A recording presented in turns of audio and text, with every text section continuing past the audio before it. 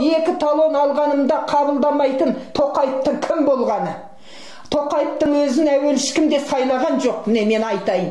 Тоқаевты Назарбаевтың артын сыпырсын деп Назарбаев өзі сайлаған. Ал мен бүгін заңға тартылсам да айтайын. Тоқаев мысалы мына қаңтардағы қырғында айтамыз ғой, қазір жыр қылып, мына қазіргі мәселе сол қырылып қалған, қарын жоса болған мына қырғында. Ал мен айтайын, Тоқаевтың өз аузынан шықты, атыңдар, ескертусіз атыңдар деген өз аузынан шықты. Қырып тастады. 227 адам деген бер жағы. Оның ар жағы қанша? Анау бір ана жылап жүр. Бердақ дегеннің анасы, мысалы, көз жасы көлдей боп. Ол деген бір аяулы азамат, анау қалаулымда қандай салмақты азамат, қандай бір білімді азамат отыратын. Соны апарып қандай қинап жатыр. Анандай үтік басқан. Ал ешқандай террористерді ұстаған жоқ бұлар. Террорист деген өтірік. Анау мен қылмыскер деп отырмын ғой. Ішкі істер министрі Ерлан Тұрғынбаев түрмедегілерді асырамай бара жатқосын бәрін жапа-тармағай шығарып жіберді. Біздің жағдайымыз келмегеннен Қазақстанның мінекей аштық кіре бастағаннан содарды шығарып жіберген бетте түрмеден шыққандар емей кім дейсің? Ақшаға сатылғандар. Анау қару-жарақты барлығын беріп тұрған мысалы не дерді? Сол ақшаға алтынға түскендер, солар кім тосып отыр дейсің? Сол түрмедегілердің неше түрлі сұмдықпен барғандарды. Ал енді Құдай-ау, Қасым-Жомарт Тоқаев бұлықтың барлығы өзінен деп кінәламас едім.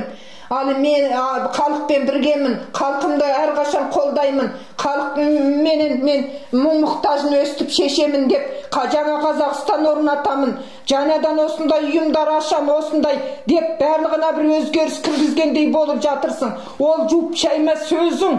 Мысалы, қалай өзіңді өзің ақтап қаларыңды білмей жатырсың. Мен бірақ мәселені айталам. Отанын сатқан Насимовқа 17 жыл бергеніңе Құдай-ау сақтай көр.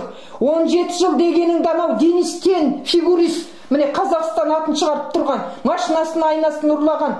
Неге де Денис Тенді өлтіргенге де 17 жыл бергенсің? Отан сатқанға 17 жыл берген деген сұмдық. Ал неге десе Назарбаев пенен Насимовтерді ату жазасына кесуің керек болатын. Ату жазасын осының алдында ойластырып өздерің алып таста, я осы өрімді кіргізбей отырсыңдар. Неге ішіне өзіңді іліп кетем бе деп. Мысалы, ал енді Бердібек Сапарбаев, Назарбаевтың оң қолы, жемқор, шығыстан мына мен қуалаған талай қылмысы қолымда. Оны кеше пенсияға шығарып жатырсың.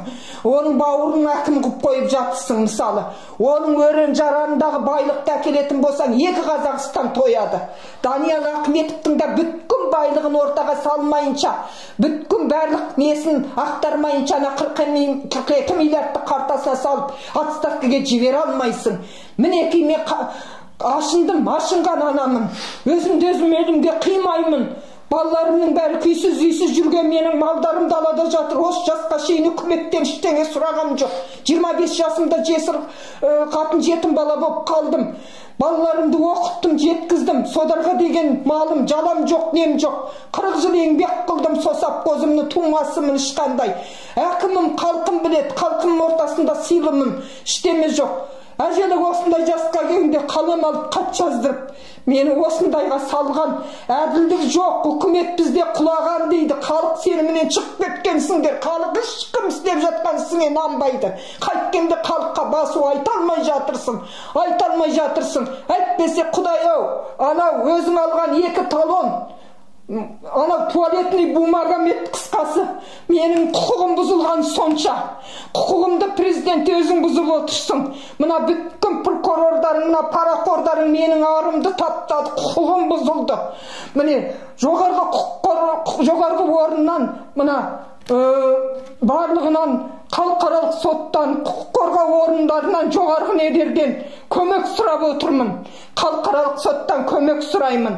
Осы аталған сөздің қайсы бірін айтайын, барлық дәлелім бар.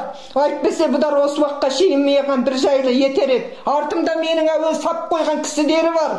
Мінекей, маған ажал да төніп тұр, бірақ қорықпай аяқтаймын, ісіңді аяқтаймын.